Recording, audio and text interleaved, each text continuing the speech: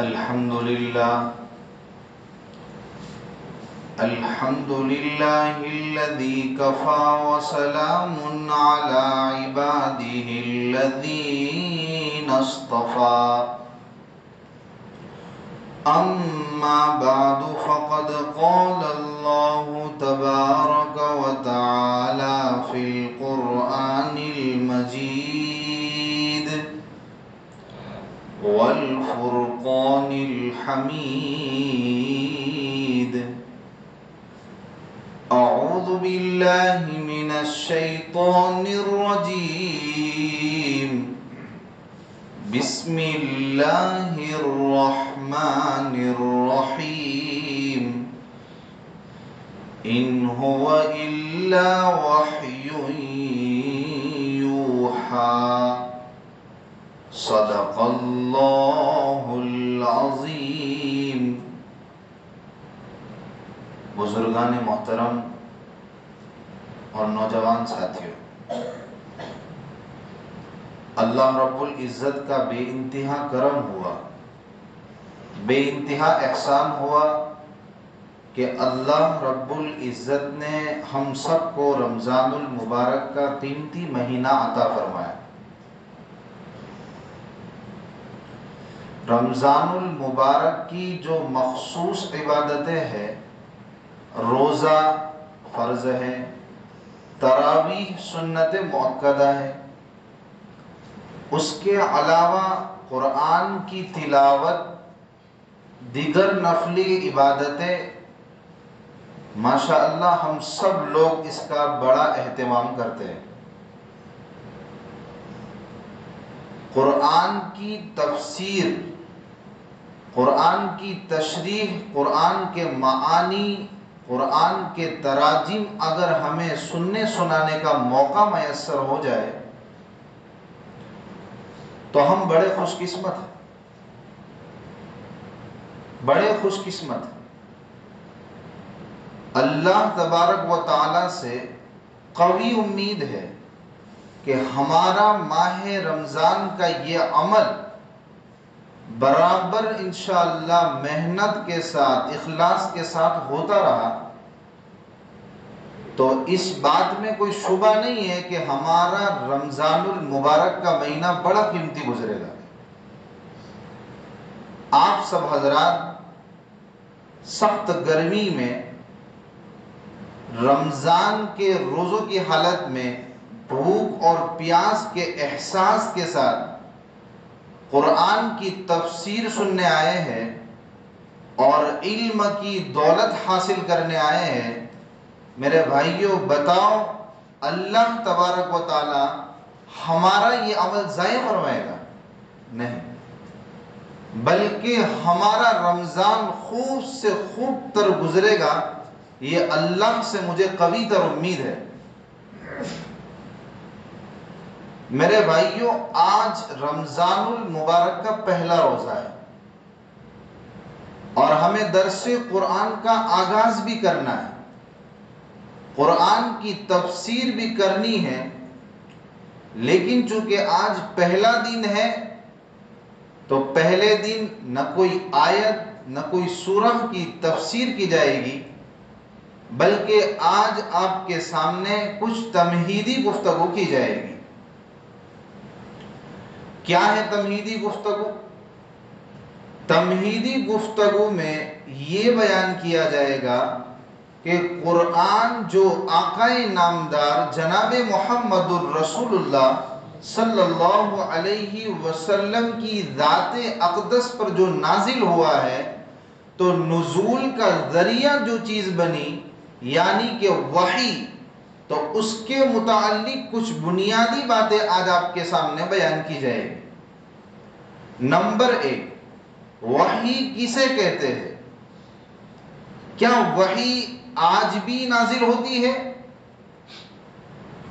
اور وحی کی ضرورت و اہمیت کیا ہے؟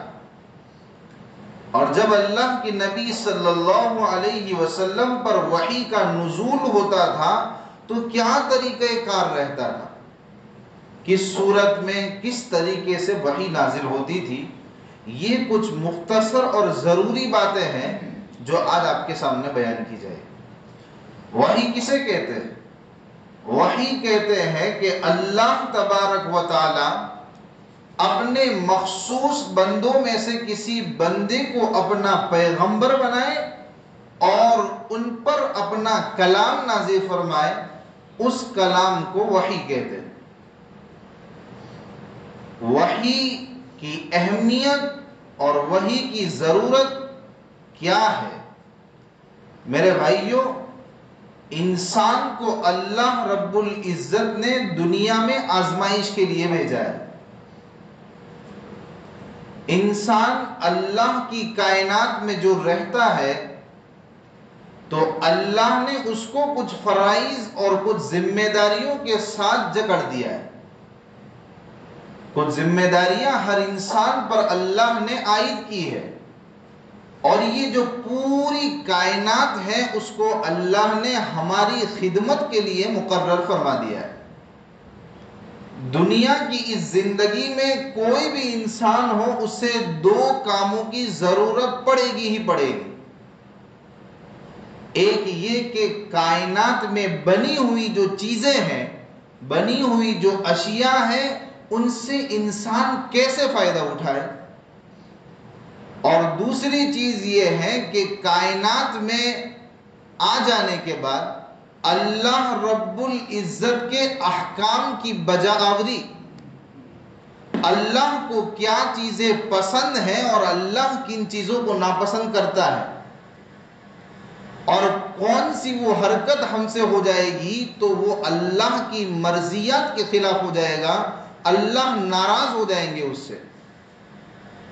یہ دونوں کام اتنے اہم اور ضروری ہے کہ یہ بغیر علم کے انسان کو حاصل نہیں ہو سکتے. ان دونوں چیزوں کے لیے انسان علم کا محتاج ہے. آدمی کو معلوم ہی نہ ہو، پتہ ہی نہ ہو کہ فلاں چیز کا خاصہ کیا ہے، اس کی خصوصیت کیا ہے، اور یہ چیز میں کیسے استعمال کروں تو مجھے فائدہ ہو، اور کیا اس کا طریقہ استعمال ہے، تو ظاہر سی بات ہے کہ انسان اس چیز کا صحیح استعمال نہیں کر سکتا ہے. اور انسان کو پتہ ہی نہ ہو، معلوم ہی نہ ہو کہ کن چیزوں سے اللہ خوش ہوتے ہیں، کن چیزوں سے اللہ ناخوش ہوتے ہیں، اللہ کی مرضیات اور نامرضیات کا ہمیں علم نہیں ہوگا تو ہم اللہ کی مرضی والی زندگی کیسے گزاریں گے. اللہ کا احسان ہے، اللہ کا شکر ہے کہ اللہ تبارک و تعالیٰ نے اس کا انتظام بھی دنیا میں فرما دیا. 3 چیزیں اللہ تبارک و تعالیٰ نے پیدا فرمائی. ایک ہے حواس، اور دوسرا ہے عقل، اور تیسرا ہے وحی. یہ 3 چیزیں اللہ نے ایسی پیدا فرمائی ہے کہ انسانوں کے قلوب میں، انسانوں کے دلوں میں جو سوالات پیدا ہوتے ہیں زندگی گزارنے کے تعلق سے، سارے سوالات کا حل اور جواب ان 3 چیزوں میں آدمی کو مل جاتا ہے. بہت ساری چیزیں ایسی ہوتی ہیں کہ انسان اس کا حواس کے ذریعے سے پتہ لگا لیتا ہے. حواس کہتے ہیں آنکھ، کان، ناک، ہاتھ اور پاؤں کو، کہ ان چیزوں کے ذریعے سے انسان عام طور پر پتہ لگا لیتا ہے کہ یہ چیز میرے لیے نفع بخش ہے یا نقصان کارک ہے.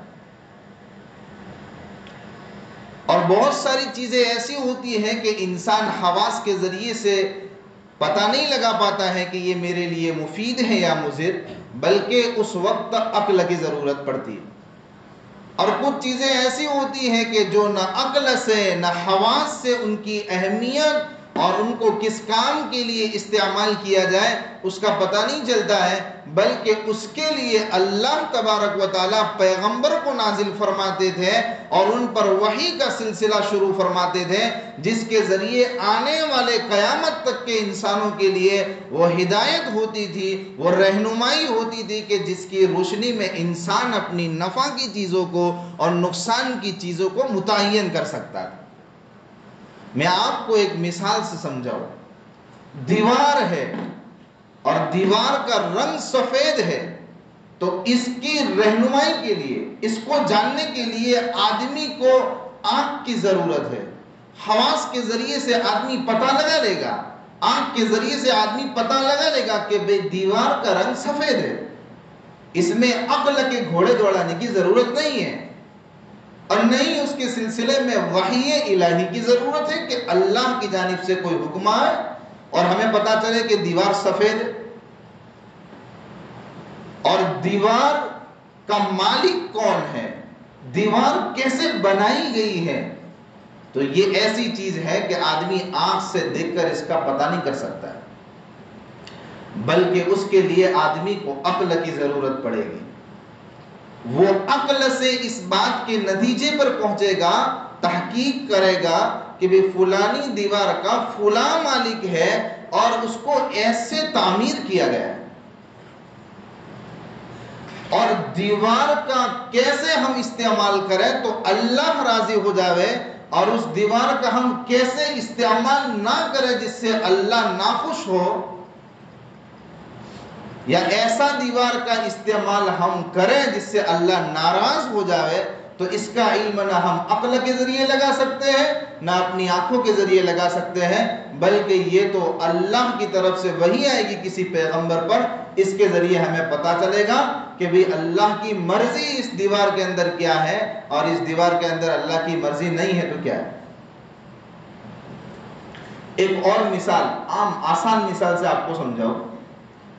ایسڈ سمجھتے ہو؟ ایسڈ، گھر میں ایسڈ رکھا رہتا ہے، آدمی اس کو آنکھ سے دیکھے تو چھوٹا بچہ یا ایک منٹ کے لیے، ایک سیکنڈ کے لیے ہمارے ذہن کے اندر یہ آ سکتا ہے کہ بھئی یہ تو شربت ہے، لاؤ میں اس کو پی لوں. دکھنے میں چونکہ شربت نما ہوتا ہے، لیکن آدمی جب اس کا ڈھکن کھولتا ہے تو اللہ نے جو سونگھنے کی صلاحیت دی ہے، جو حاسہ دیا ہے، آدمی اس کے ذریعے اسے رہنمائی ملتی ہے کہ بھائی یہ شربت نہیں ہے، اسے پیا نہیں جائے گا، اگر اس کو پیئیں گے تو ہلاک ہو جائیں گے، جل کے خاک ہو جائیں گے. تو پتہ چلا کہ اللہ نے دنیا کے اندر انسان کو جو ایک کائنات اس کی خدمت کے لیے پیدا کی ہے، تو اللہ نے اس کے ذرائع اور رہنمائی کے لیے کہ ہمارے لیے کیا مفید ہے کیا مضر ہے، اللہ نے ذریعے بھی پیدا فرما دی. وحی کی اہمیت کا اندازہ آپ سب کو ہو گیا ہوگا. اب اس کے بعد کیا وحی آج بھی نازل ہوتی ہے؟ نہیں. جب نبوت کا سلسلہ ختم ہو گیا، آقا نامدار جناب محمد الرسول اللہ صلی اللہ علیہ وسلم آخری نبی ہے، ان پر نبوت کا سلسلہ ختم ہو گیا تو وحی کا سلسلہ بھی ختم ہو گیا. اب وحی کی کوئی ضرورت نہیں ہے. اللہ قرآن کریم میں فرماتے ہیں الَّيَوْمَ أَكْمَلْتُ لَكُمْ دِينَكُمْ وَأَتْمَمْتُ عَلَيْكُمْ نعمتی ورضیت لکم الاسلام دینا. دین مکمل ہو گیا، اب وحی کی ضرورت نہیں ہے. تیسری بات کہ وحی کے نزول کا کیا طریقہ ہوتا تھا.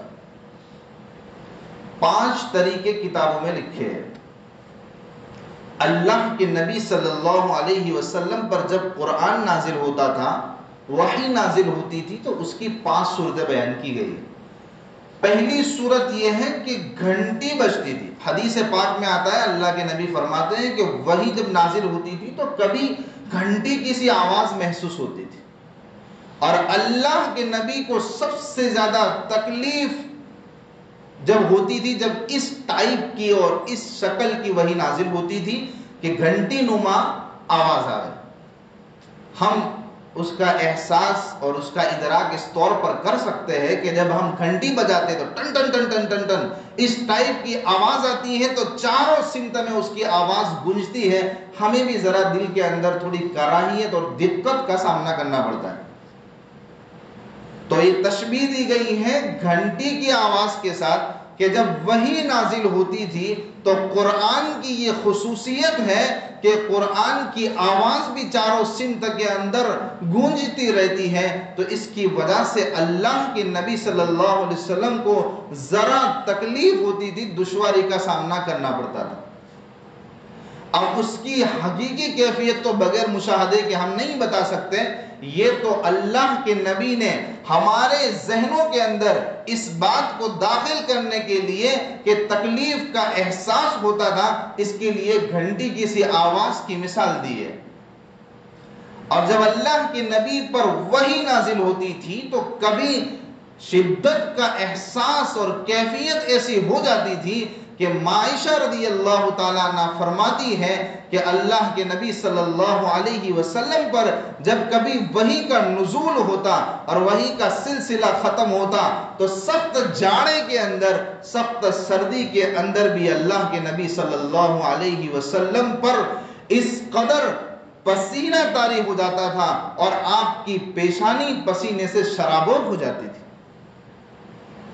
ایک صحابی کے زانوں پر اللہ کے نبی صلی اللہ علیہ وسلم اپنا سر رکھے ہوئے تھے، وحی کا سلسلہ شروع ہوا تو اس کا بار اور بوجھ ایسا محسوس ہوا کہ وہ صحابی کی جو ران ہے وہ ٹوٹنے لگی۔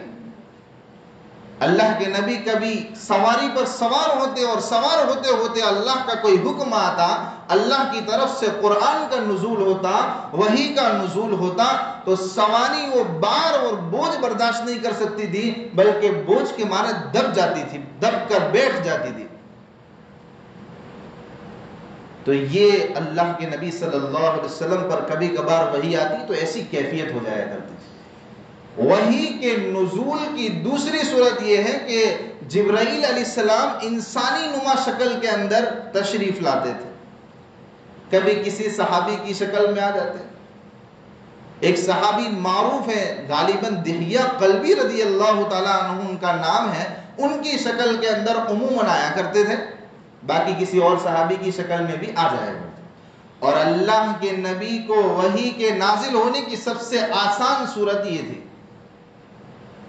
یعنی کوئی تکلیف کا احساس اتنا نہیں ہوتا تھا اس میں۔